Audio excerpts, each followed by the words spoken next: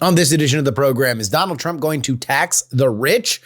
And if you haven't heard about that, why? Dave Leventhal joins the show to talk about congressional stock trading and political action committees getting thieved. And Evan Scrimshaw is on the program to talk about the Canadian election, all that, plus Hegseth, plus the Pope. It's all coming up. The following is brought to you by Just Another Pilot.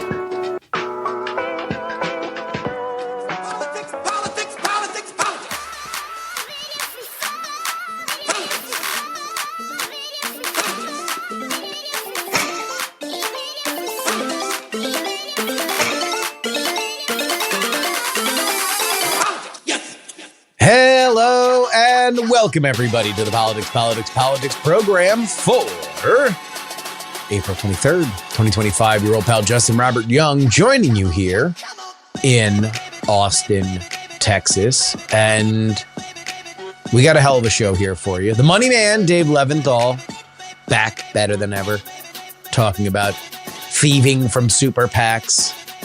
Politicians that are breaking the rules that they set, by the way, when it comes to trading stocks. And Evan Scrimshaw comes to join the show and gives us a little bit of a peek into the upcoming Canadian election. So we are going to get a little Canadian here. The NHL playoffs has begun. So, we got a little bit of that for you. That and we'll be there for all the big topics a hell of a Monday. Pete Hegseth under siege. The Pope dies. And then, of course, everything that's going on with the economy.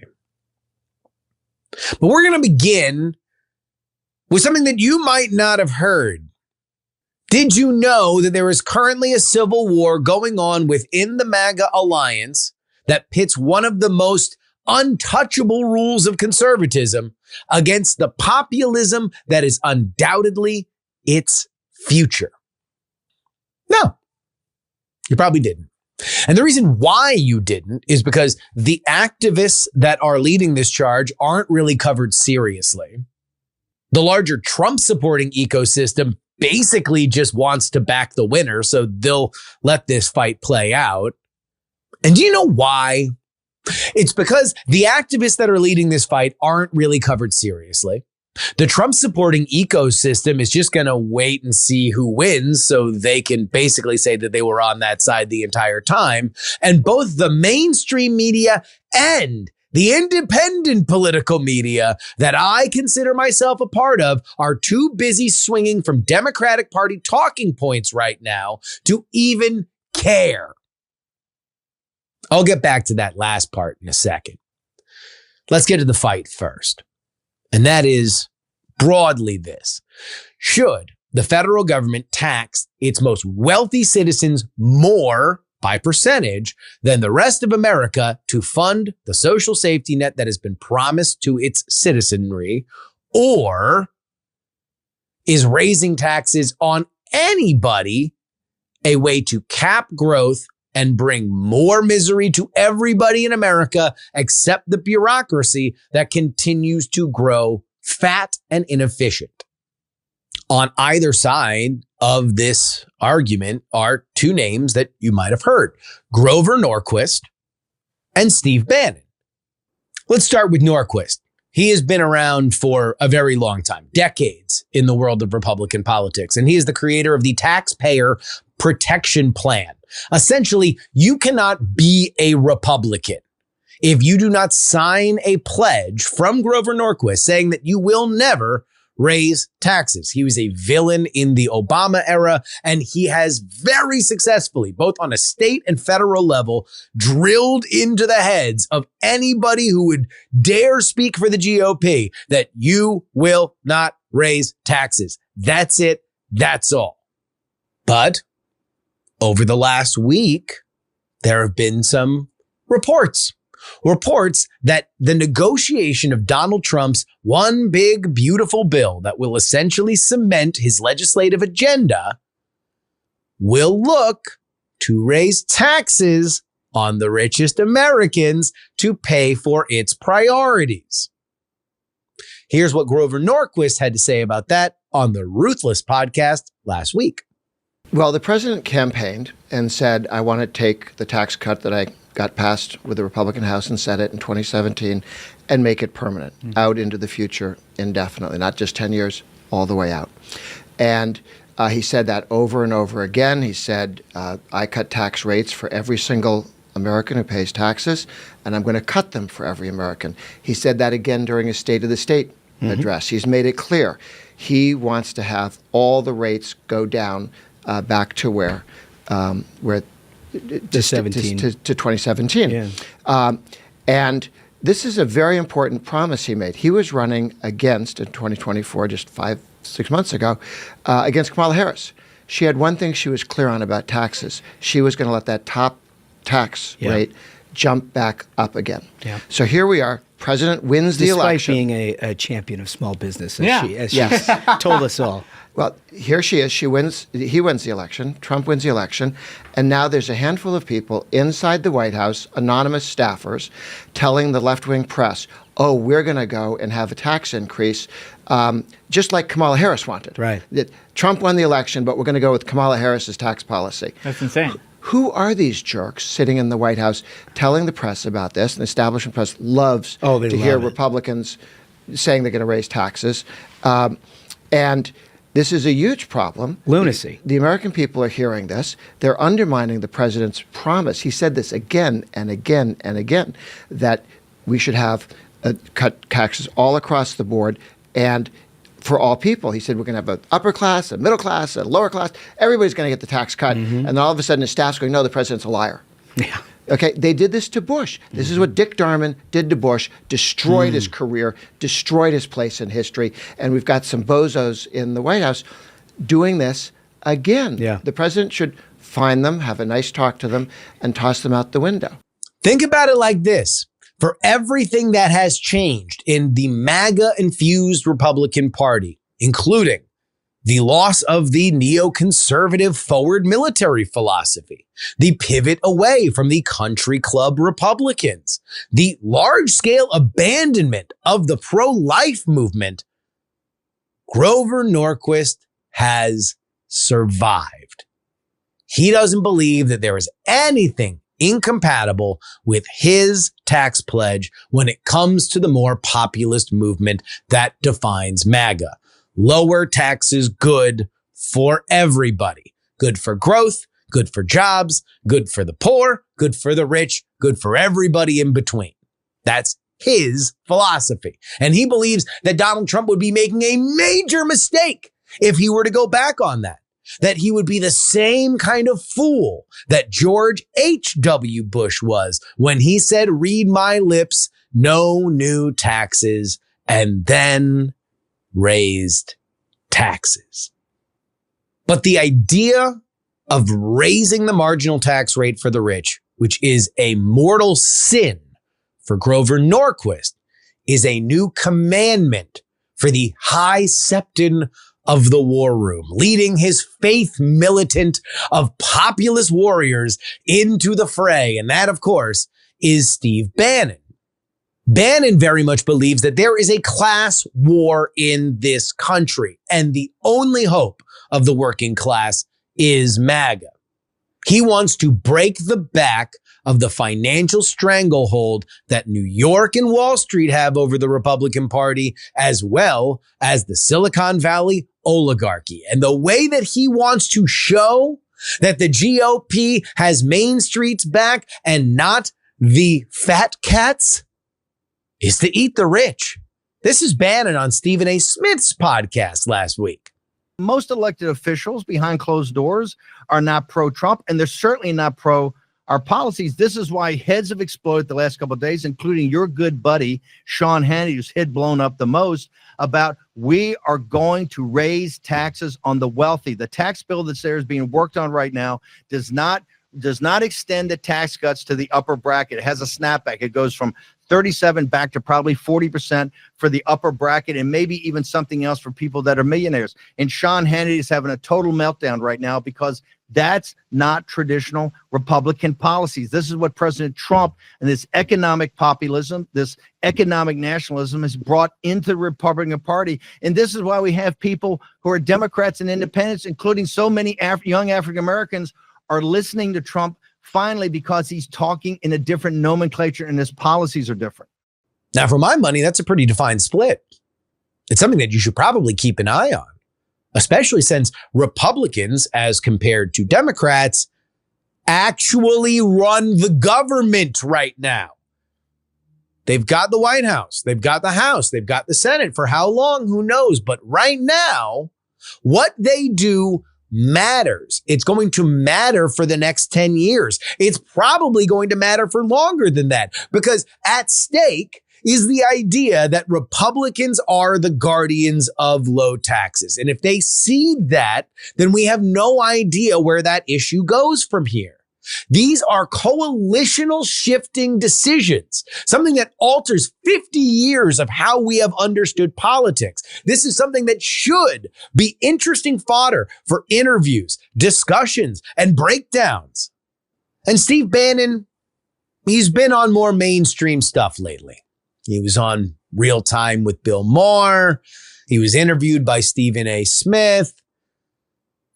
But you'd be forgiven if you, even somebody who listens to a political podcast like this, has never heard of this issue before, because by and large, the mainstream media only wants to talk to Steve Bannon for one issue.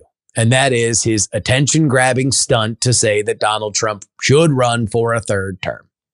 And the reason why mainstream media is only interested in having that conversation with Steve Bannon is because right now, mainstream media is entirely dependent on the framing of Democratic talking points. Now, for conservative listeners, that's not anything new. This has been a hobby horse on that side of the aisle for a while. But I want to talk to people that are independent or on the left, because my issue here isn't whether or not they are sufficiently attacking Donald Trump or whether or not the Trump administration deserves that kind of scrutiny. For my money, the Trump administration has done plenty to create the kind of headlines that should all have the subtext, which is trouble for Trump. My beef is not ideological. My beef is news coverage scope and whether or not it is being limited artificially. I believe that it is. I believe that the scope of news that we tend to fixate on is so thin, pencil thin, just a dot in a piece of paper while you're holding it up to the sun. And that's really unfortunate, because we are in the midst of one of the most unpredictable administrations in history, one that will, without a doubt, continue to shape politics and culture far after it's gone. And whether that be to a golden age, as Trump and his supporters want you to believe, or to total desolation and a fallout future where we're all scavenging for food and trading teeth to each other so we can have some level of barter, most people agree this is changing things. And mainstream media is not up to it. But even that's an old take, right? Mainstream media is bad. Independent media is good. How many times have I said it? How many times have you heard it? Especially now that we have a lot of mainstream media people running around these independent streets talking about how free and honest and open they feel.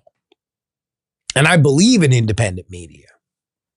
I believe in its redemptive powers for everybody who's come out of the machine. You are now free of the groupthink. You are now free of pressure that comes along from editors and publishers and advertisers. You can do whatever you want. And indeed, you can dream big. You can take the conversation to a place that it has never been before. So then riddle me this. Why does independent media right now read like mainstream media with worse proofreading? And I don't mean ideologically aligned places that rely on Democratic talking points in the independent media like Midas Touch. You know, they're full-on propagandists. They are activists, and they wear that on their sleeve. Good for them. They are there to gaslight people into supporting the Democratic Party, but that's their stated goal. Good on them. Nor am I really talking about people that have long since walked through the Never Trump portal into the Democratic coalition, like the Dispatch or the Bulwark. It makes sense for all of those organizations, independent though they might be, to take their marching orders from the opposition party that only wants to cover things that can be damaging to the party in power. Makes sense to me. It is part of a balanced breakfast. Do I think that you are probably not getting a larger scale worldview if you only pay attention to them? Yes, but they're a part of the ecosystem. I'm talking about fully independent voices that exist on places like where this show lives, on Substack. Intelligent writers, great reporters, fantastic voices, people for whom I very much enjoy consuming their content has, by and large, over the last few weeks, essentially boiled down to every single post being a different version of one question. Is this an outrage? Yes or no? And spoiler alert, the answer is usually yes. In fact, since it's been yes for a while, you want to make sure that if it's been yes for the last 3 posts, then each time you have to get more and more hyperbolic. It's boring. It's reductive. It's beneath the curiosity of somebody that has had the balls to make their living outside of the machine. And I'd say it's beneath their talent level, but maybe I'm being too generous. Now, I'm not perfect. All right. I make a lot of these episodes, and every once in a while, I'm going to just fall into the same trap of thing happened. Let me register my opinion so it's there for the record. And I'm not going to put the same amount of time and effort into finding new things for you that I believe are going to be nutritious, not only for this moment in time, but for every political moment in time going forward. I want to give you the kind of stuff, ideally, that you can say 5 years from now, man, I was on that 5 years ago because I listened to PX3. And sometimes, especially in heightened emotional periods like we are in right now, that means some people get pissed off at me because I am not registering my opinion on the current thing. I am not putting my voice in a binary bucket. And I don't mean that ideologically. I just mean that I'm not saying the thing that other people are saying. And that makes me all sorts of names, like a useful idiot or a capitulator or blah, blah, blah, blah, blah. I've heard it from both sides in the years that I've done it. But I'll always take that criticism because it means that you guys care. And I just didn't give you what you wanted in that moment. Hopefully I haven't soured you on the concept of coming to this channel, this podcast in the future. But know that I endeavor to give you that content because I value your time. You got a lot of options out there. And if I do a good job with your time, you might support me financially. And if you do that, to the thousands of people that do that, know that I damn well respect your money. Time and money are precious resources. And when they are exchanged, they deserve rarity. Not just the same repackaged slop that we reordered media itself to get away from. So yeah. There's a MAGA civil war going on, and it has to do with taxes. And 5 years from now, when that's something that is well known and talked about as if everybody has known it forever, you'll be able to say, I first heard it on the PX3 show.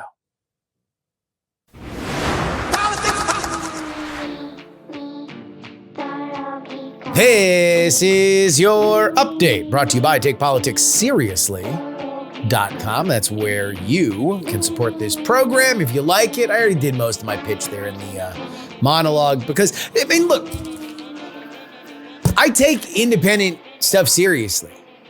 I really do. It is something that I'm very passionate about. I've been passionate about journalism. I've been passionate about media my entire life. I really think it does matter. I really think that it is something that is worth paying attention to. And I have been one of the people blowtorching some of the institutions that I ran away from when I was a teenager, to be honest. Like, you know, I was somebody that wanted to build things on the internet from the age of 19 when I first kind of realized what this situation was. And now it's happening. I'm now a 42-year-old man and it's happening. And I just got to say, we can be better. We can be better. And part of the proof is in the pudding, baby. Proof is in the pudding. If you support what I am doing, you can get 2 bonus episodes each and every week. Head on over to takepoliticsseriously.com. Ring-a-ding, ding, ding, dong. Okay. Here are some stories that we didn't have a chance to cover. Secretary of Defense Pete Hegseth vowed to prosecute Pentagon staffers found leaking information amid growing criticism of chaos within his department, facing internal dissent and external scrutiny. Hegseth announced an investigation into leaks about issues like the Panama Canal and Elon Musk's Pentagon visit, promising to refer cases to the DOJ. The probe follows the removal of 3 top officials who claimed that they were given no clarity about the investigations. Hegseth is also under fire for sharing sensitive information via private chats, including an incident dubbed Signalgate 2.0.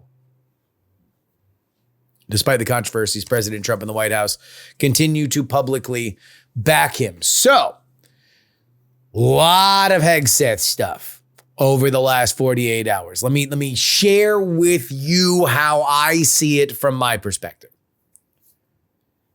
So you had a big dump of information that happens on Sunday. Hegseth had another Signal chat, this one with his wife, and sharing information that would otherwise be determined as classified. But not only did a week ago he have a couple employees that were looked at as like MAGA faithful that were fired, apparently for leaking, many of whom are still mad and they are on the internet talking about it. But then you had one of them, actually not one of them, not one of the 3 that were fired, another person who leaves. He writes an op-ed in Politico. And in that op-ed, he's like, I'm a MAGA person. I believe in Pete Hegseth. I believe in Donald Trump. Right now, the Pentagon's an absolute mess. Pete Hegseth was not prepared for the job. I'm here to tell you that that's the case from a MAGA perspective. And so, look, I don't know the internal workings of all this. I don't know who's buddy and friends with who. I don't know whether or not these people just hate Heggy. But it's not a good look. Not a good look at all. So what I would say, from my perspective, what you need to focus on is not the Signal story. Look, the Signal story is a thing that we saw before. It's unlikely that we're going to see those Signal chats. It was reported in the New Yorker. That's just going to be dismissed by the administration outright. All right. It's going to get traction in certain media outlets, but none that actually matter for Hegseth's job. What does matter, or is at least more likely to matter from my perspective, is somebody who says that they're a MAGA person. So what I didn't know leading into Sunday and Monday was, all right, do we see some people pulling back? Do we see a little distance from the White House? Well, that wasn't the case, because Monday morning at the Easter egg roll, sometimes politics has a way of making these things even more ridiculous than they would be otherwise. But Pete Hegseth steps up to the assembled press and shreds them. Says, look, these are a bunch of anonymous leakers that did some anonymous leaking, and then some of them got fired, and then guess what? They kept leaking. Did not acknowledge that there was somebody that used to be an employee that then torched him in Politico, but still. You did not see him having any kind of distance, no distance between him, no daylight between him and the White House. All of the White House rapid response accounts, Jason Miller, Caroline Levitt, they all stand up behind him. So I don't think this is the end of Pete Hegseth as we know it. I don't know. I mean, the news from the right is, the Tucker Carlson side is that, oh, this is a battle within the Pentagon because some people want to go to war with Iran and other people don't. Who knows? I certainly don't know. And that edges on the line of the kind of stuff that I will just certainly not trust Tucker Carlson on, because, say what you will about Tucker. He is prone to the conspiracy. He is prone to the big picture. Well, what you really need to know is the tectonic plates behind the scenes are blah, blah, blah, blah, blah. It would not shock me if Pete Hegseth, A, is disorganized and has, remember, we're only a few months into this. He's having growing pains. Now, whether or not somebody should have growing pains when they become Secretary of Defense, up to you. But also, there's probably a lot of people in there that hate him. Because that is a building where everybody has probably mapped out their career. And it's an orderly system. Eventually, I can make my way up to the top brass. That doesn't usually have carved into the 10-year plan. And then a Fox and Friends weekend host comes in and sits his underwear model ass in the big seat. But we're here now. I don't doubt that the Pentagon is extraordinarily dysfunctional. What I would love to see is for them to pass an audit. That's really my number one thing with Pete Hegseth. Can the Pentagon pass an audit? He's promised that they will. I'm pessimistic, but that would be my number one goal for Pete Hegseth. Pope Francis's funeral will be held Saturday in front of St. Peter's Basilica, reflecting the modest personal style that defined his papacy. Cardinal Giovanni Battista Re will lead the ceremony, guided by rituals Francis himself approved last year. The Pope's body currently rests at Casa Santa Marta. Apologies to the papacy. And will lie in state at St. Peter's Basilica for 3 days, allowing mourners to pay tribute. Memorial services have begun globally with flags lowered in countries like Argentina, India, Brazil, and Italy.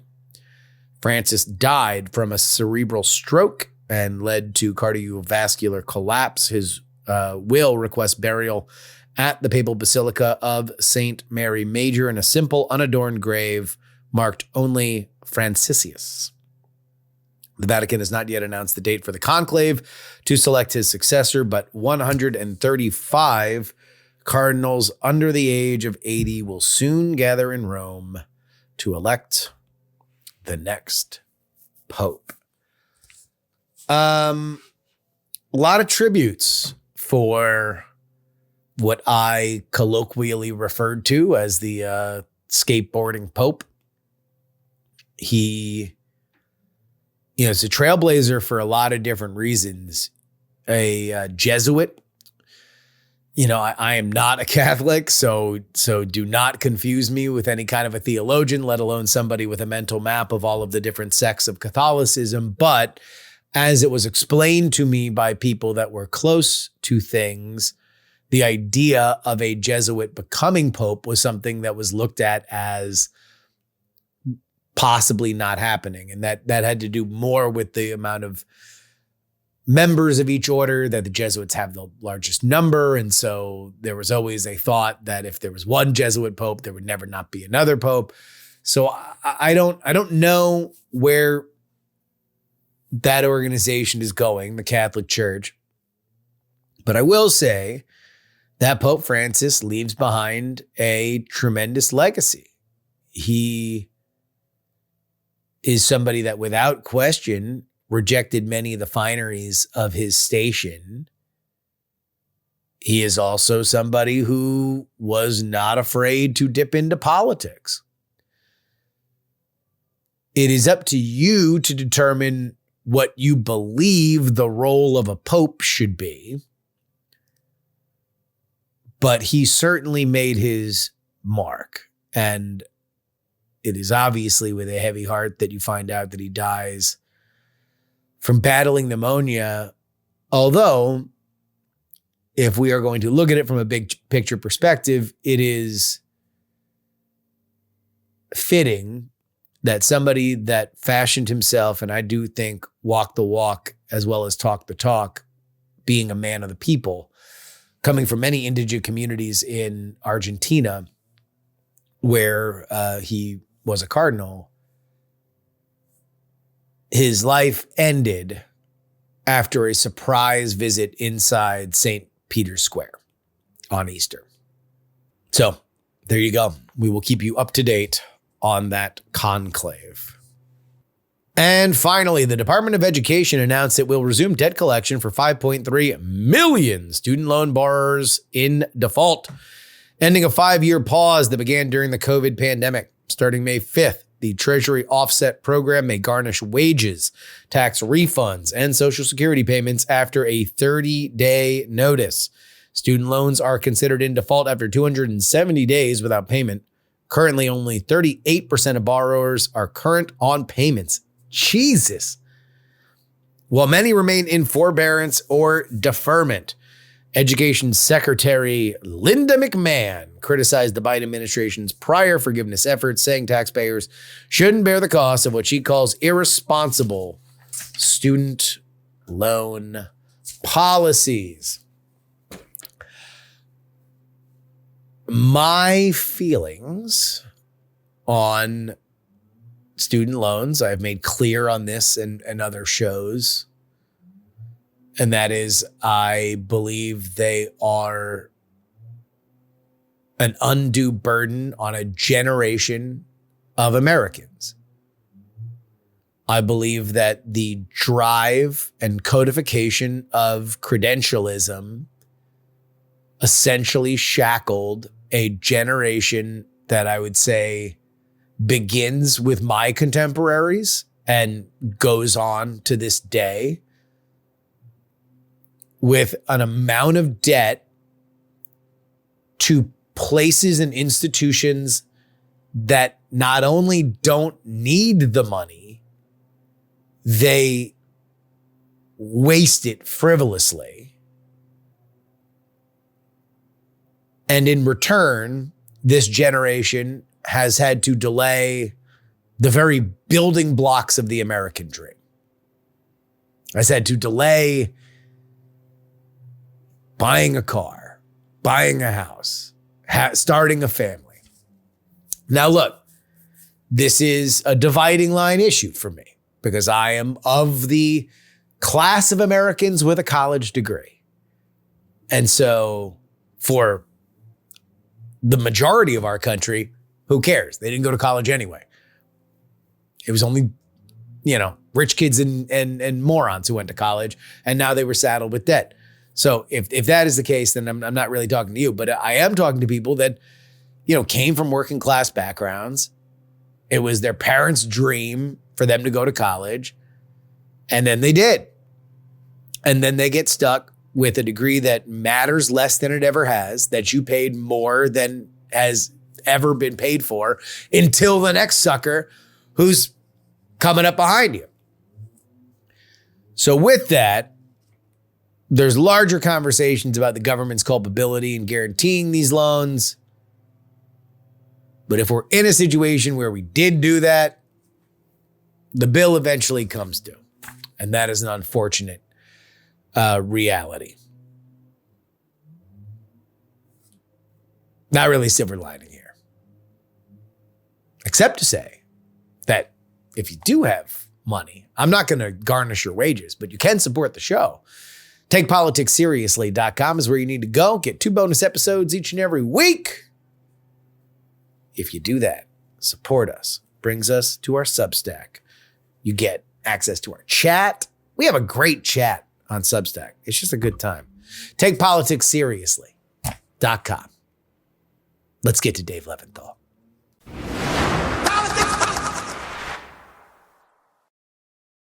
Well, everybody's got money on their mind here in April. You probably cut a big check to the federal government, but it's always good to keep an eye on who's looking over that money and what they're doing with it, which is why we bring in the money man, Dave Leventhal, back to the program. How you doing, boss? I'm doing great. Just a little bit of money action going around this month, politically speaking and otherwise. I mean, but before we get started, how long have you been in DC?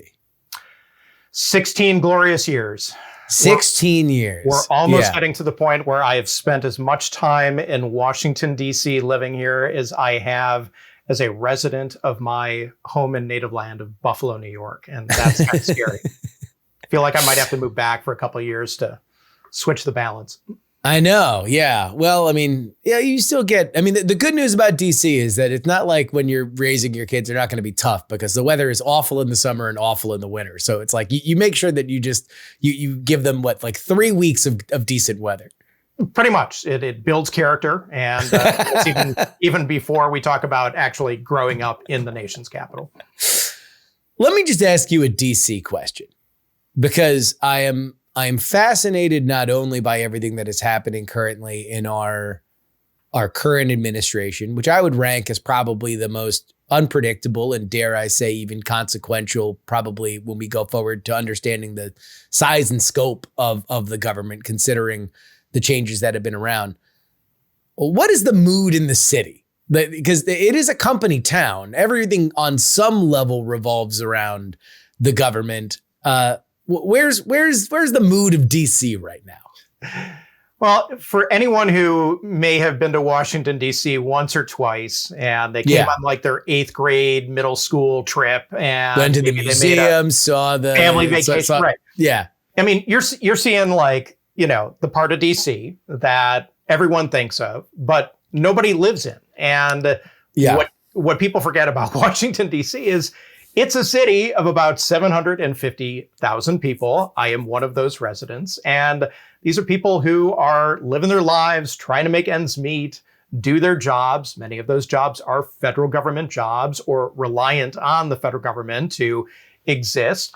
It's pretty darn bleak, man. And there was an article just in the Washington Post the other day written by, in part, Warren Rojas, a former colleague of mine at Business Insider, about the restaurant scene here in DC. Yeah. And how restaurant Armageddon is coming to DC because people aren't spending money anymore. And the restaurants have been hit too by a new law that requires them to pay servers more and automatic tipping. And it's a confluence of factors, which when we're talking about politics, nobody's thinking about the ramifications on the ultra micro local level. But yet living in DC, we're living that reality every day. In 3 months, the city has changed. There's a lot different about Washington, DC and living here than even a few months ago. And a lot of that, of course, has to do with Donald Trump and the new administration, but also to people reacting to that in a way which is going to cause them to leave DC or to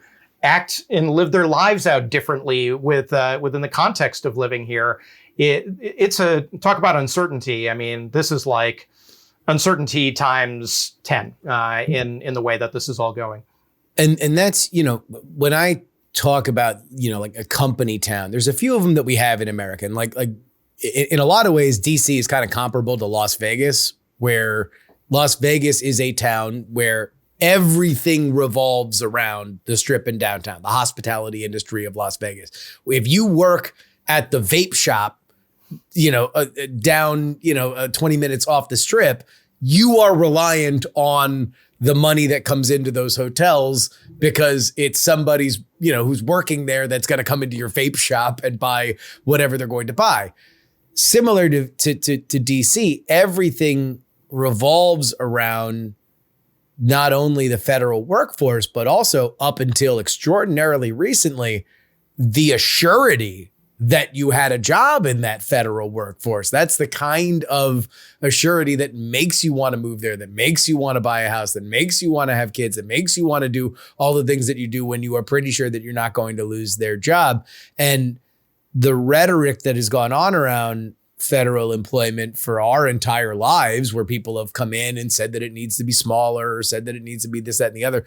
Now that it is happening on a level that I certainly did not think was possible on the time frame that it has happened, I can't imagine what it does. It would be like going to Vegas and saying, we're just going to close down 4 casinos. Right. Just 4 casinos are just going to be gone, and they're going to be gone in like 3 months. It's not a slow drawdown. So that would be my guess. So you are confirming what I guess my assumptions were, that things are for real, just in a spiral. And replace casinos with government agencies. And that's what we have here in DC. And you know, the joke, and it really wasn't a joke about Washington, DC up until a couple of years ago, is that DC was recession proof. And DC, could ride out any economic turbulence all the time, every time, 100% of the time. And COVID put a big dent in that, like it did many places, but especially DC, where the downtown in DC got hit even harder than many downtowns across the United States. And then Donald Trump 2.0 is showing that if you have a president who wants to come in and just literally overnight start slashing thousands and now into tens of thousands of government jobs, that there is going to be just an absolute massive, potentially cataclysmic effect. And that's even before we start talking about all the different contractors and government ancillary organizations that work with the government, that depend on the government for their business. And if the business of government begins to dry up, then their business is going to dry up. And I mentioned restaurants, but that's, all the places that exist here because people live and work here and make money and spend money. And if you don't have people making money and you don't have people spending money, then you don't have money and you're not going to make money as a business. And that 2025 is going to go down in the history books for a lot of reasons, but locally here in DC, it's going to be a story that is profound alongside many, many others. I'm glad you brought up COVID, because that was something that I first came up to DC in 21 post-COVID. I wasn't there during any of the lockdowns, obviously, because everybody was kind of sheltered in place. But when I came up to DC during the Youngkin race, it was jarring to me to see how much it was locked down coming from the Bay Area. Yeah. Coming from a place that was extraordinarily locked down. It was the only place. And again, I spent lockdown in California. The only place where I got yelled at for not putting my mask on fast enough going into a CVS.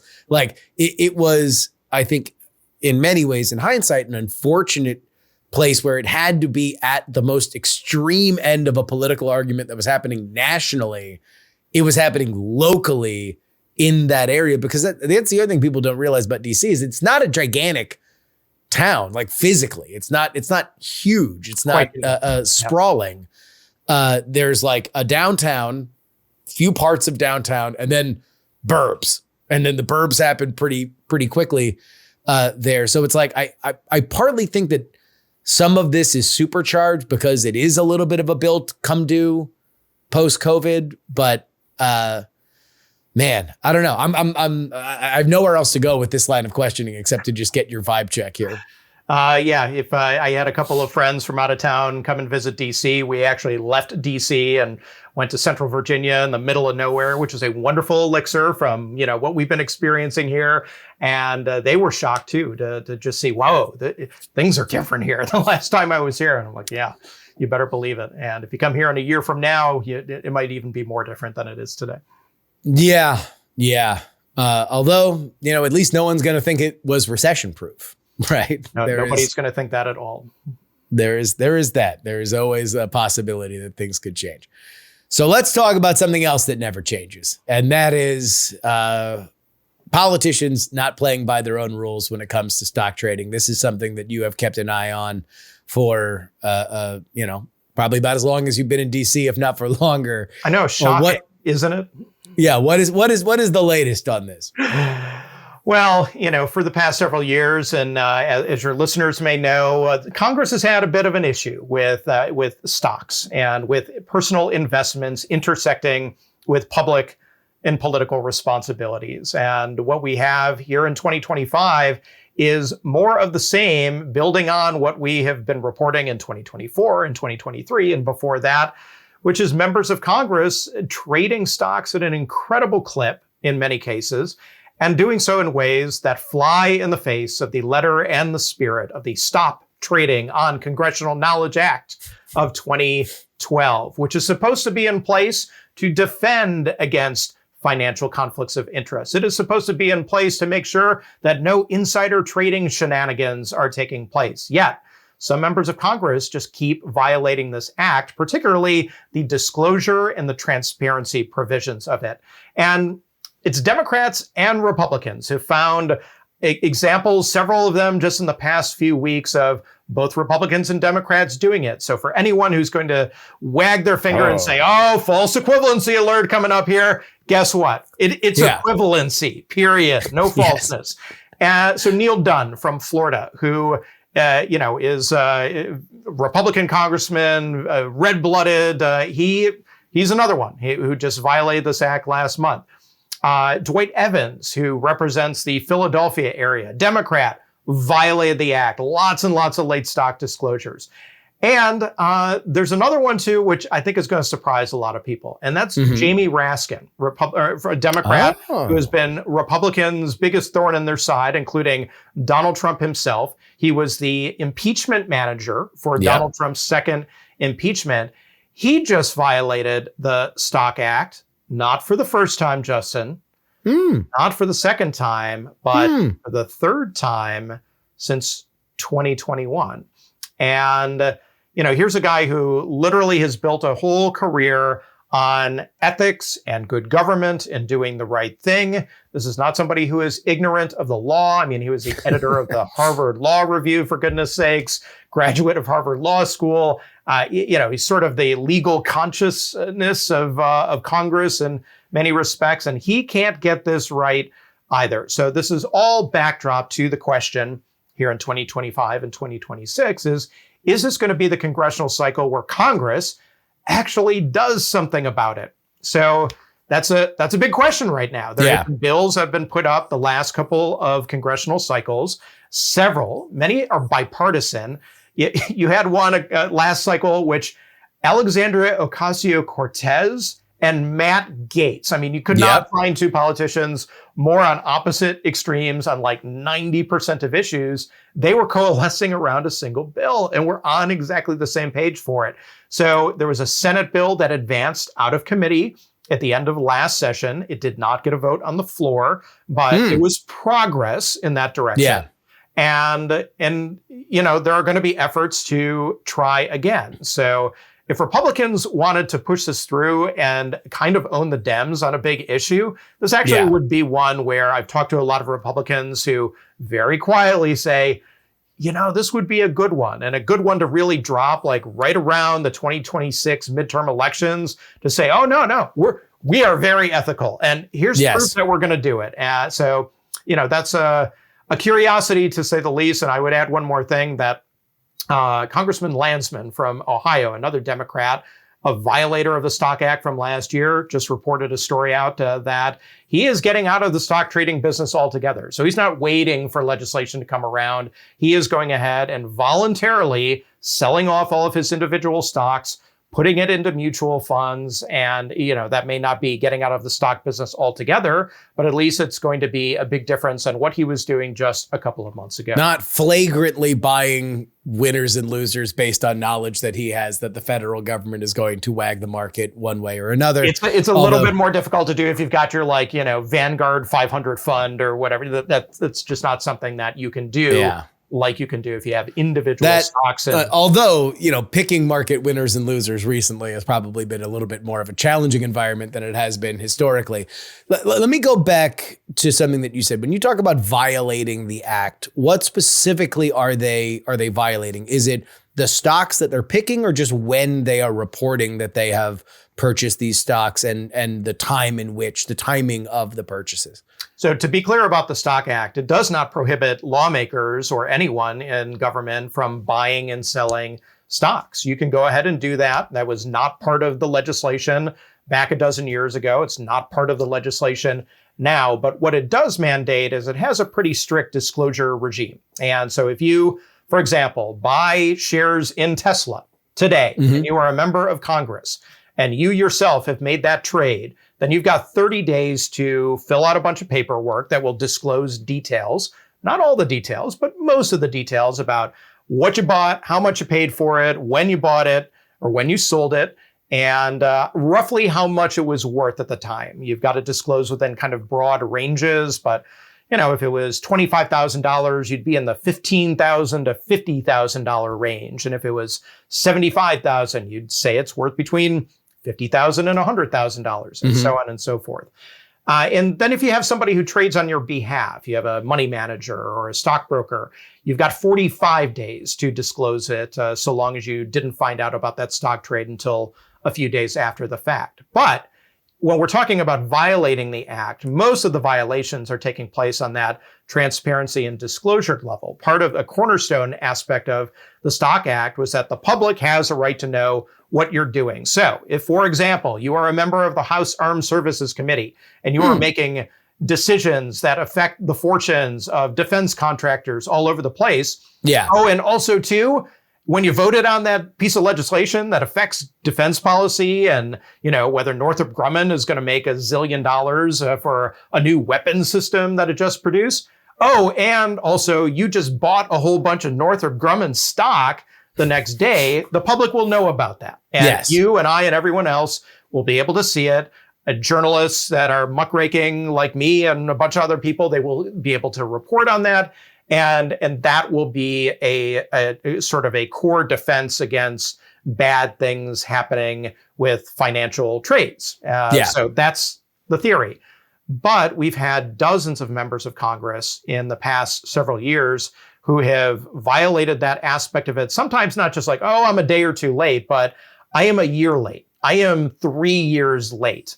I didn't even pay attention to what the law says, and oops, sorry. And when that oops, sorry happens, then I think a logical question would be, well, what's the penalty for all of that? And the penalty is effectively nothing. It's a $200 fine that is administered by either the House Ethics Committee, if you're on the House side, the Senate Ethics Committee, if you're on the Senate side. And both committees have the ability to waive that fine, that big $200 fine, which, some traffic tickets are going to be more than that. And they can waive that fine if they choose to do so.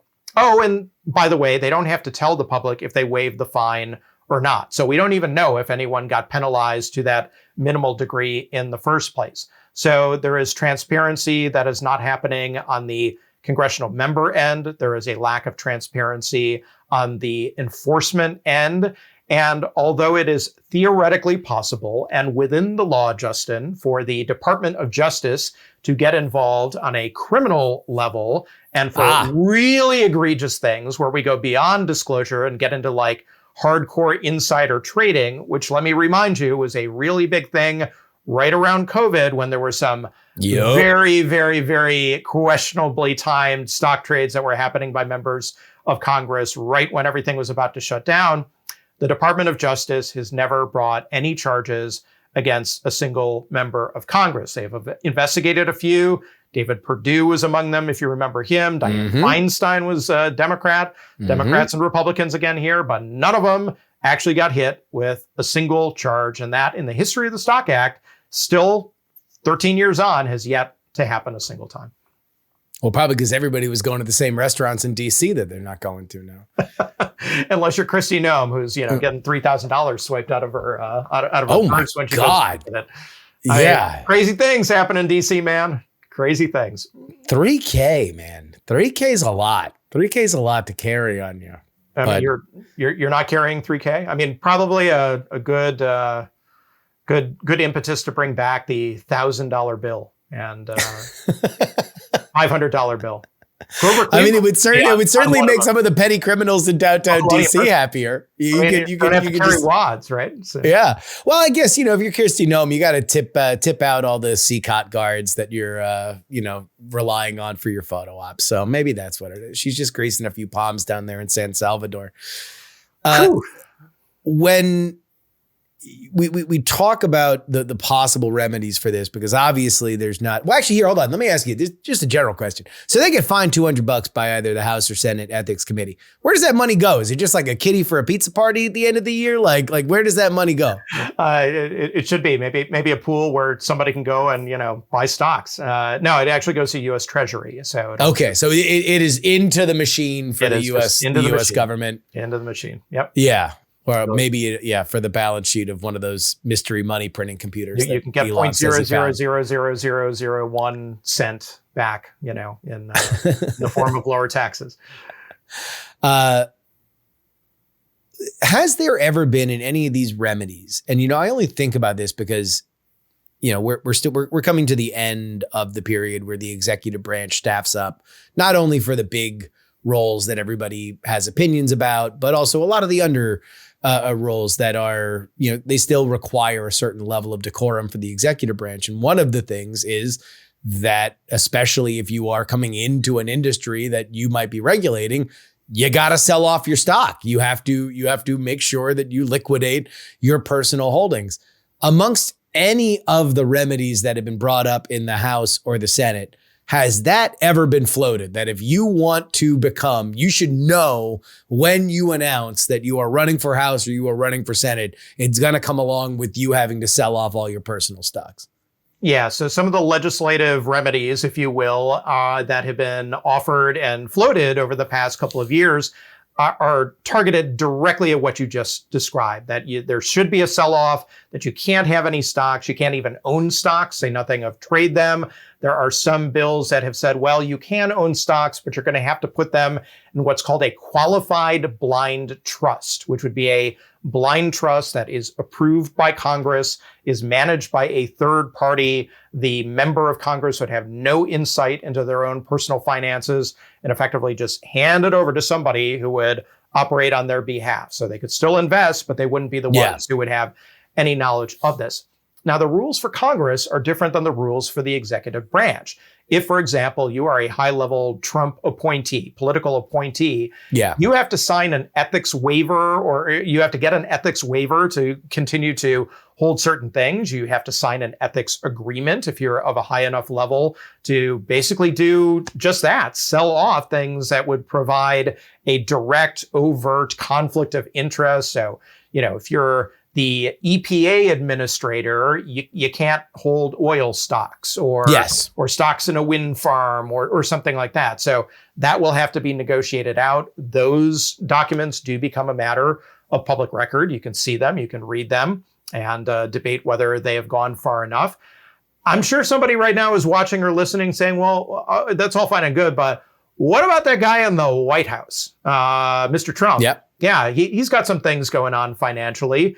Doesn't this apply to him? Shouldn't he have to get rid of all of his stuff? Didn't Jimmy Carter have to sell his peanut farm? Peanut farm? All these things come up. And the fact of the matter is that Donald Trump is exempt from this. As president of the United States, he doesn't have to play by any of these rules, generally speaking. And anything that he does do, or anything that any president does when it comes to financial ethics or trying to avoid financial conflicts of interest, it's voluntary. Okay, so there have been bills also to introduce that have tried to target presidents so that they would have to have more stringent rules. But even going back to Jimmy Carter did it on his own to avoid conflicts of interest. If you don't care about conflicts of interest, if, for example, you are Donald Trump and you are perfectly fine selling cryptocurrency that has your name on it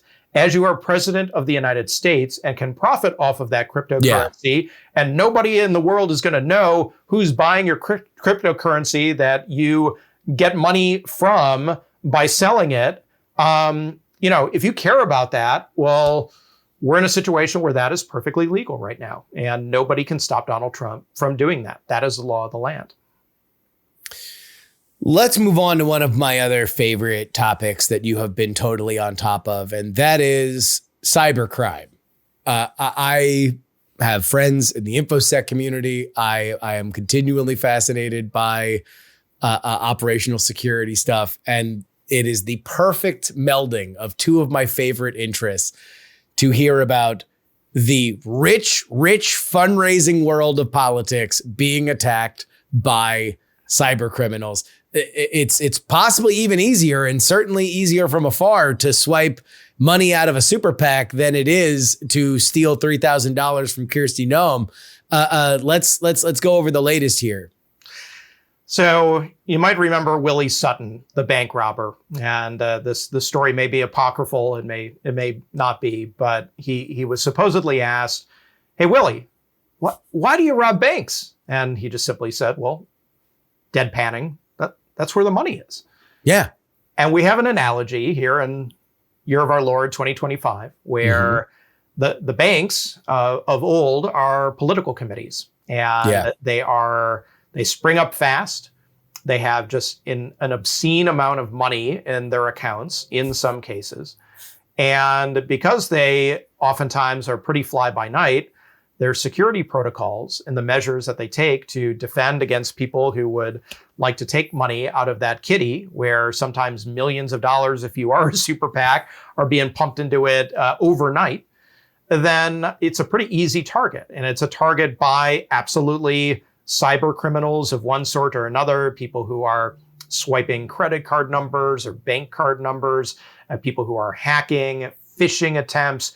If you can think it up when it comes to cybercrime and siphoning money out of these committees into the pocket of you sitting in your basement in Topeka, Kansas, or Cambodia, or anywhere else in the world, then you're good to go. You can do that with relative ease in some of these cases.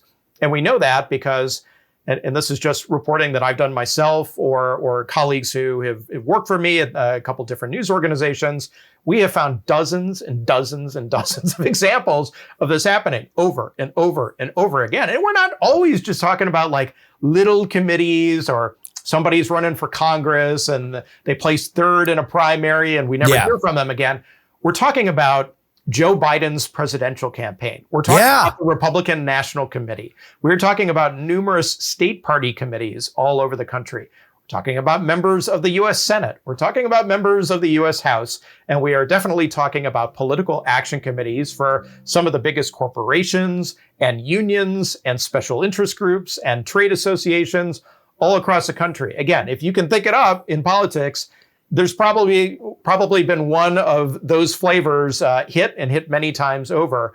And, it's the director, Tulsi Gabbard, for example, when she was a member of Congress, she was running for Congress, she ran for president, her committee got hit, AOC's committee got hit, Chuck Schumer's committee got hit, Kevin McCarthy, when he was Speaker of the House, he got hit. It's just some of the biggest names in politics, and they are getting not only hit by cyber criminals, but in some cases, I mentioned Neil Dunn a little while ago. He's somebody who's been advocating in Congress hardcore for the U.S. Postal Service to tighten its procedures to defend against old school check swiping, where people literally open up an envelope, take the check out, wash the check, get the ink off, rewrite the number, make it out to themselves, cash it, boom, off we go. That happened to him and his committee again after it happened a couple of years ago. And this is a guy who's literally trying to actively pass legislation or prod the Postal Service into doing a better job and being more secure with our mail. And he is a two-time victim of this kind of crime. And then finally, there's embezzlement that is happening, or alleged embezzlement. Mentioned Dianne Feinstein before in the context of stocks. Well, back about a dozen years ago, R.I.P. Queen. Her treasurer, man, $4.5 million. Oh, Jesus! Basically wiped her out for an election cycle. Not that she was going to lose, but not that she needed it. That was extreme stuff. But there's a new case which I was reporting about a couple months ago, for Rolling Stone, where Virginia's 2 U.S. senators, okay, Mark Warner and Tim Kaine, they had a political operative working for their committees who they are accusing on the record of doing a similar thing, not to the tune of millions of dollars, but hundreds of thousands of dollars, which is still pretty darn serious. So sometimes it's not the cyber criminal or the check washer or somebody putting their hand into the petty cash drawer. It's literally, sophisticated embezzlement, the people with the keys, allegations thereof. So this is the extent of it. If you were to estimate a number, and obviously this is not something that I asked you to do before, so this is off the top of your head. What is the number that you would say has been criminally stolen from either campaigns or super PACs? Well, this is what we know, and there may be examples more of this where we don't know yet, or it's happened and there's no paper trail. I should note that all of this is coming, or much of this is coming, from records that in some cases are fairly easy to obtain and ascertain, and sometimes like tiny little memo items buried in FEC reports that unless you're like looking for it, you're not going to find it. That all said, and sometimes it's sourcing where you know somebody in the business and you find something out, you report it out, and you discover it. All of that put together, it's well into the millions of dollars right now, which may seem like kind of a pittance compared to the billions and billions and billions of dollars that get raised every election cycle by federal political committees. But at the same time, too, this is money that is not insignificant. It's what we know. Probably into the 8 figures by now, if you wrap in some of the stuff that happened a few years back, like Dianne Feinstein. And this is not counting anything that's happening at the state level or the local level. I am not factoring in mayoral races here. I'm not factoring in state Senate races in Idaho. Okay, this is just federal level stuff.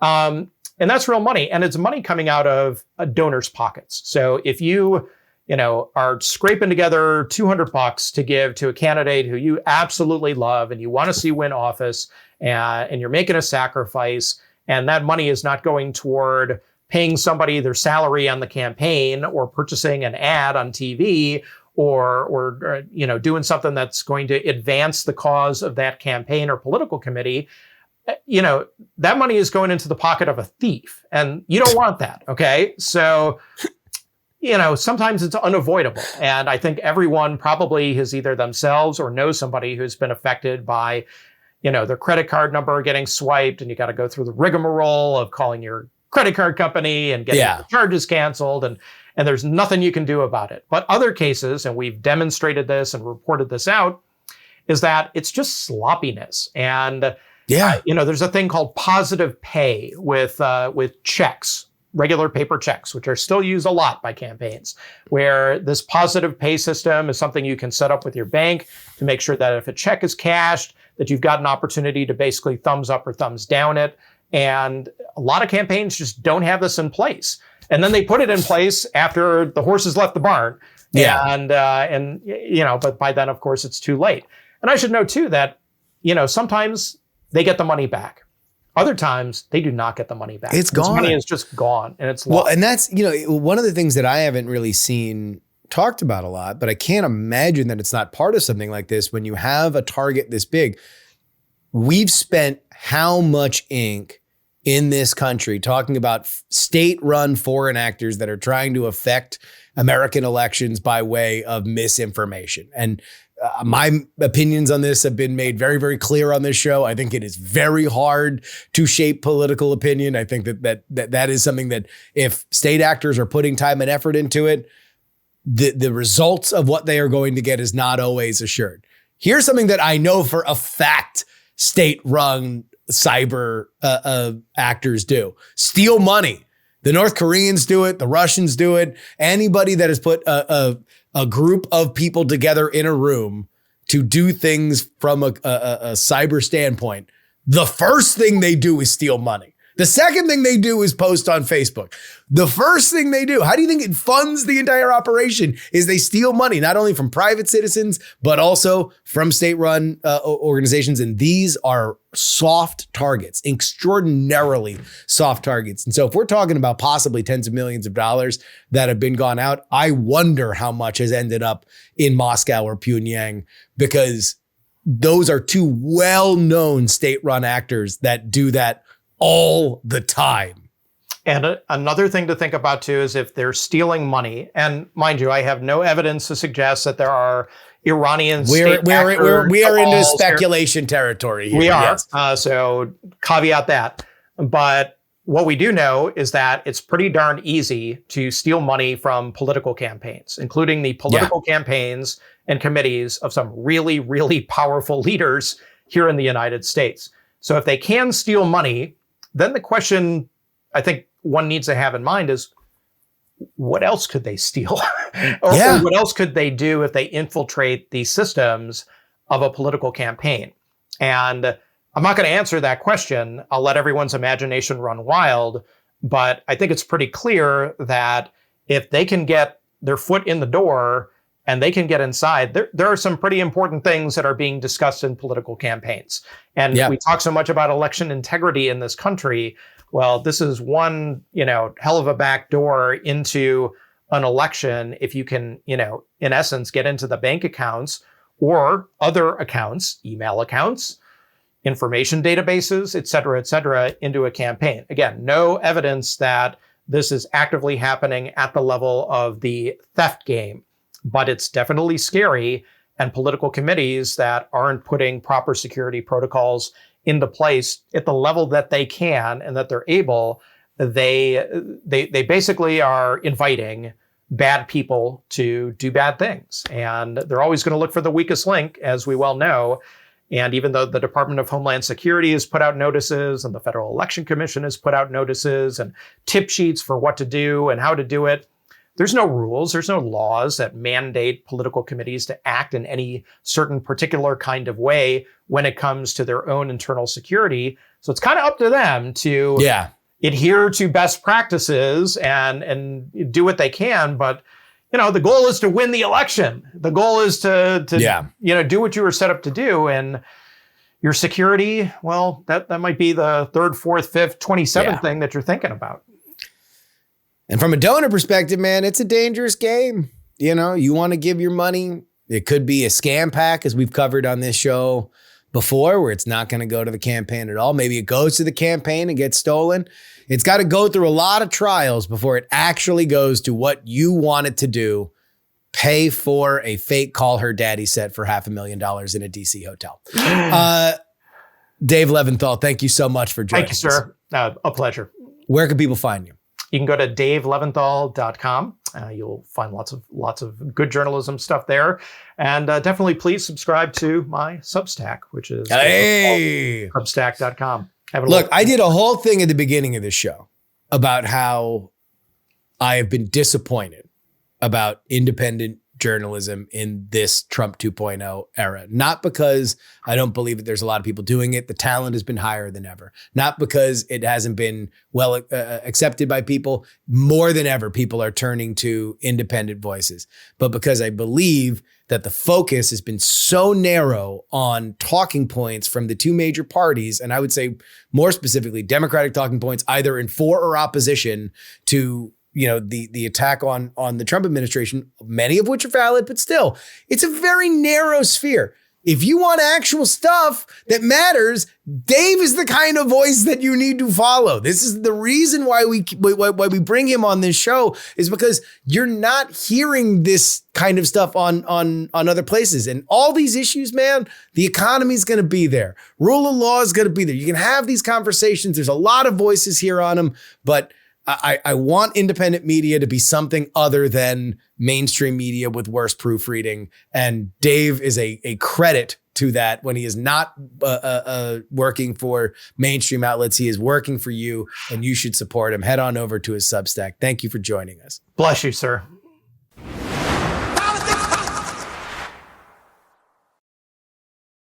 Welcoming back to the program, two of our favorites, Ryan Jakubowski. How you doing, buddy? I'm doing great. I'm so happy to be back, and I'm even happier that I'm back with my good friend Evan. It's going to be a real fun one. And Evan Scrimshaw. How you doing, man? I will be doing better if my mic actually holds up for this entire recording, but I'm doing well. All right. Before we get into anything else, I need to talk about the Canadian election because there are a few people in my sphere of influence that are as knowledgeable about it as our friend Evan. We were just talking before we went live that normally parliamentary elections that have shorter windows have the benefit of that big burst that happens. Everything gets jammed into a smaller window, and then you have a result, unlike America, which stretches it out for years and years. But it feels like you've been stuck in this one for about as long as you would normally focus on an American election. And more notably, it appears as if the Mad Lads might actually do it. The Liberals did hot swap their candidate. Mark Carney seems to be a marked improvement over Trudeau, at least electorally. And the Conservatives, Peter Poilievre, has run a dog of a campaign. What the hell is happening in the Great White North? I mean, the Liberals are running a better candidate than Kamala Harris, mostly because we actually got to get rid of our prime minister for somebody who, didn't serve in the government before, isn't tied to a lot of the unpopular decisions. The conservative Pierre Poilievre is running a significantly worse campaign than Donald Trump did, mostly because they had, 2 attack lines, and those attack lines went out the window because, unlike Kamala, we actually ditched the unpopular policy stuff instead of pretending that actually, no, he did nothing wrong. And Justin is, our precious little boy who can't be criticized.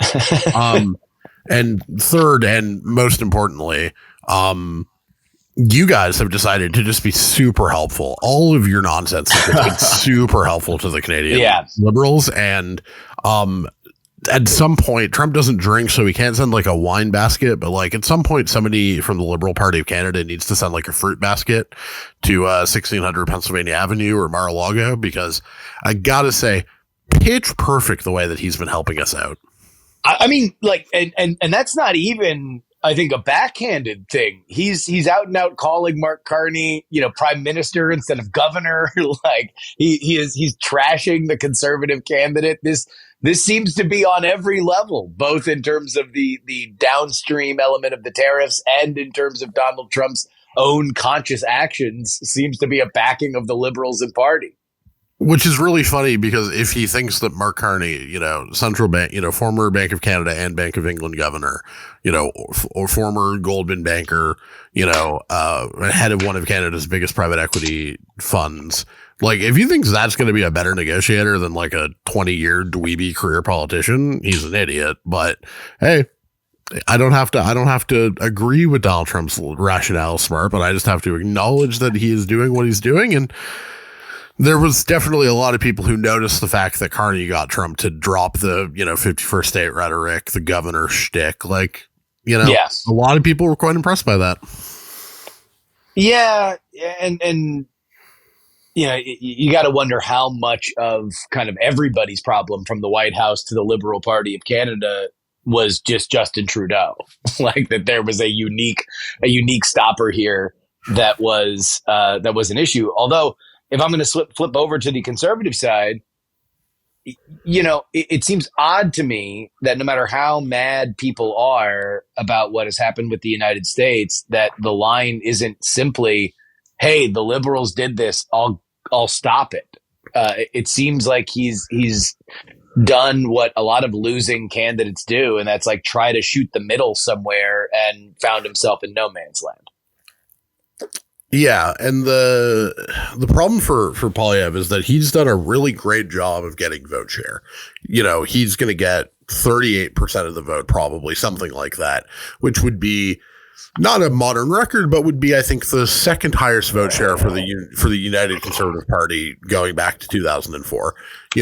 Would be a great result, and best of, I think, second best of like 7 or 8 elections. The problem is that the NDP are sort of like social democratic, it's a simplification, but the sort of like Sandersite party and the Quebec separatist party, the Bloc Québécois, both of them are cratering and flowing entirely to the Liberals, basically.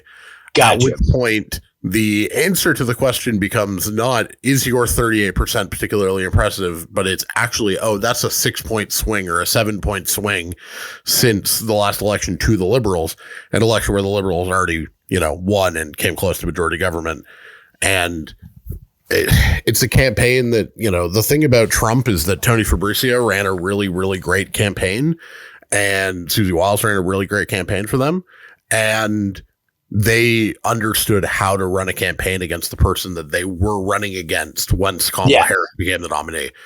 Jenny Byrne, who is not nearly as good at this, is running a campaign as if Justin Trudeau is still around. It's not working. And the best subplot of this is Ontario had a provincial election in February, and the Conservatives won, and won big. Ontario is their biggest province. It's where all the marginal seats are, basically. And the guy who ran that Conservative campaign has a daily podcast where he is just unrelentingly shitting on the woman running the federal Conservative campaign. Oh, and wow. being like, no, this campaign is even worse than you think it is. You're down even more than you think you are. This is not close. Wow. So this is malpractice, because even if you have this unique situation with Donald Trump, and even if you have a much better candidate, let's plus it by 10 or 15, in terms of talent for the person at the top of the ticket, there still are those tectonic plates that should factor into a parliamentary system where people are just tired of having one party in charge. And that seems to also be squandered here. Oh, yeah. No, the Liberals have a horrible record on housing. We wildly loosened immigration rules. The Liberals wildly loosened immigration rules after the pandemic, which skyrocketed rent, skyrocketed the housing crisis that was already pretty bad. We've like undone them, but for some reason we're the ones getting the credit for it. We imposed the carbon tax in 2019, and then we, repealed it. And by a margin of 2-1, voters give the Liberals more credit for repealing the carbon tax than the Conservatives. That is political malpractice. It's campaign malpractice, and I don't think I've gotten some sort of offers to, write some sort of postmortem pieces if we think what's happening ends up happening for a few places. And one of the sort of questions I'm thinking about, because I'm starting to write these pieces in my head or think about how I'm going to write it, is, as a liberal, I don't sort of hide my bias here. I'm a liberal. I'm very happy with these results in a sense. As a political thinker, as a, wannabe political strategist, this Conservative campaign is the most offensive thing I've seen. It's so bad. Yeah. Ryan, you had a question? Yeah, I was just going to say, Evan at the beginning of our candidate talk was, I think he pointed out the reason that Mark Carney is likely to be more successful than Kamala Harris was, despite the similar situations.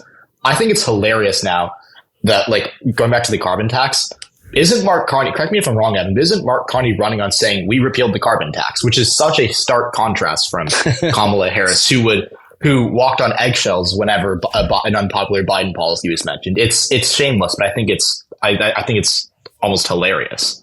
So the day Mark Carney was sworn in as prime minister, about a week after he became the Liberal leader, he gets sworn in, swears in a new cabinet, and he has a cabinet meeting. He brings the cameras in, which never happens.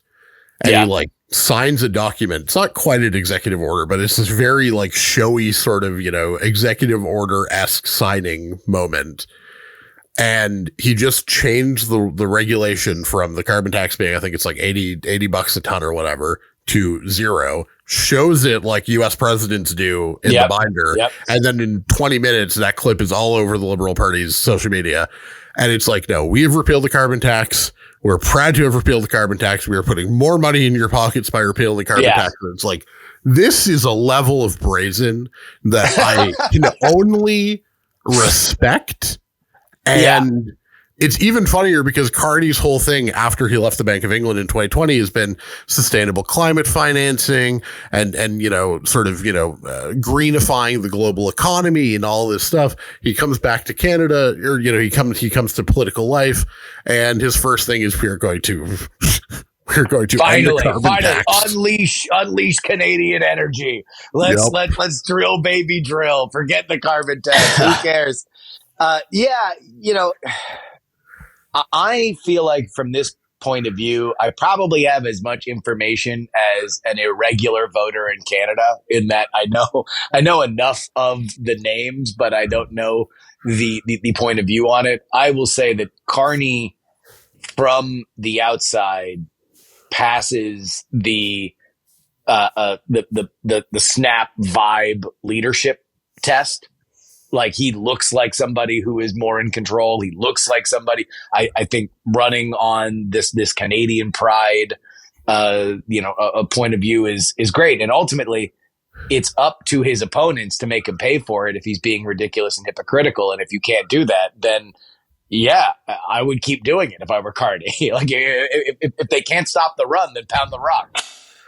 Well, so this is a great sort of microcosm of how bad this campaign is.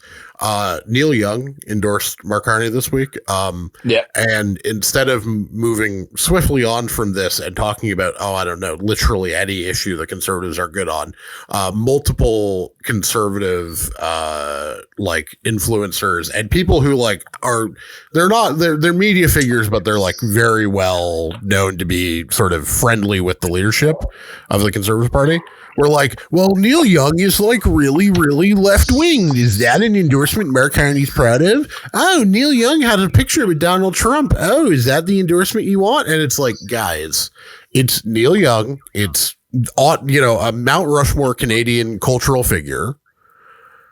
And you decide you want to have a fight about this instead of, announcing your plan to make housing cheaper or whatever. That's what you want to fight about? That's what you are getting dragged into? Yeah, I mean, look, I'm not an expert on Canadian politics, but I would walk into that office of the Conservatives and say, they broke it, I'll fix it. It's not that hard. They've been in power for a really long time. If people are mad about things, they're going to blame them. And if you're not if the public is not blaming them, then it's your fault that they're not. You need to highlight these things. Yeah, and you need to have a plan that isn't just a tax cut for everything. All they're doing is they just identify a problem, tax cut.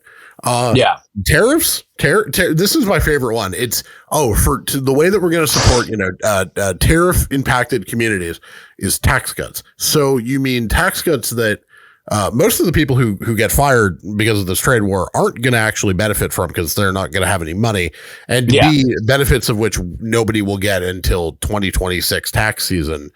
Yeah. Okay, so you're just pressing the tax cut button and just hoping that nobody realizes how stupid your ideas are? Like, what are we doing here? All right, so there we go. That is our Canadian election preview. Evan, give me a number. Liberals plus what? So 172 is the majority line. I'm gonna say Liberals get $1.85. So a slim majority, but that is, all that they need, especially considering the dire predictions that were there not but a few months ago. Yeah, that'll be like a 25 seat gain off of the last election. Yeah. Oh, boy. All right. We will keep an eye on that.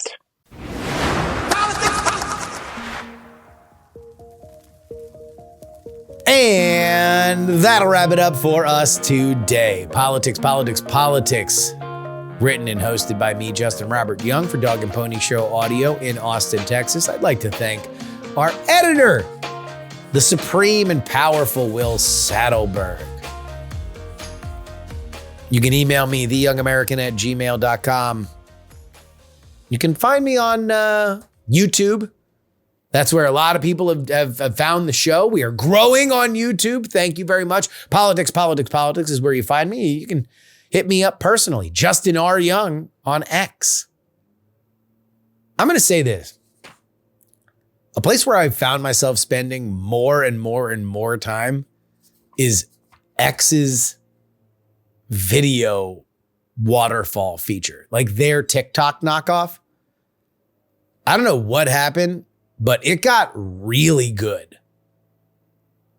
Like, it knows a lot about me. Obviously, the Twitter algorithm. Spent a lot of time on Twitter, so it knows a lot about me. But man, it's on point, way more on point than TikTok or Instagram, in my opinion. I don't know. Maybe they did. Maybe they hacked that original TikTok algorithm.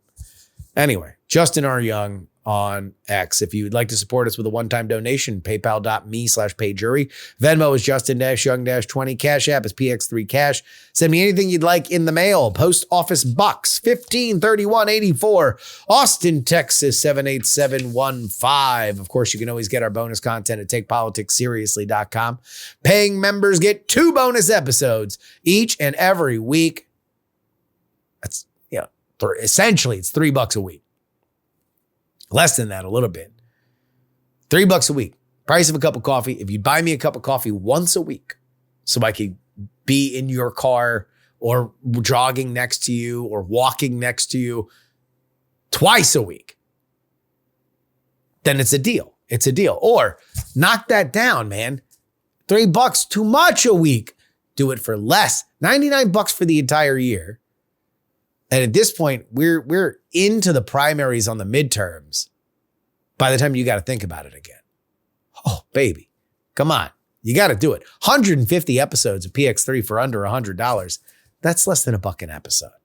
We're talking about change. What on earth can you get in America for less than $1? I mean, an episode of PX3. That's what you can get if you support us. But only our founding tier gets their name read at the end of the show, like these fine folks in our Titanic founding tier. L3PO, Peepaw, Scott, Middle-Aged Mike, Tom, Sarah Jeannie, Jeremy, Pro Idiot, Chiller Tomatoes. Oh yeah, it's Adam. Neil, AB Puppy, Dr. Whiskey, Michael, Fat Tony Speeches from New York, Will, The Borge B, Matthew, Matt, Andrew, Edwin, Sam, Andrew, Phil, Edison, Devon, Paul, A Dog Named Checkers, Gloria, my mom, Jerry L. Trucker, John, Berkeley Steven, and Zombie Doc. You want your name read on the show? Head on over, TakePoliticsSeriously.com.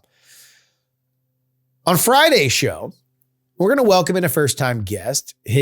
Someone that we've been trying to get on the program for a while. His name is Gabe Kaminsky. And, going on with what I was saying, just bringing in something that isn't registering your pundit vote on what thing of the day is. Somebody who actually tries to add to this political conversation. Gabe Kaminsky is an investigative reporter. He is now with the Free Press. And I don't know what we're going to talk about on Thursday. I know he said he's been working on a thing that he wanted to wait until it was out before he came on the show. And today, he reported about a massive reorganization of the State Department. So maybe we talk about that. Maybe we talk about something else. You'll have to tune in on Friday to find out.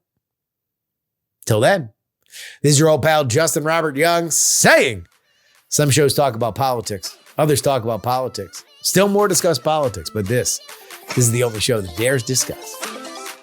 Oh, 3.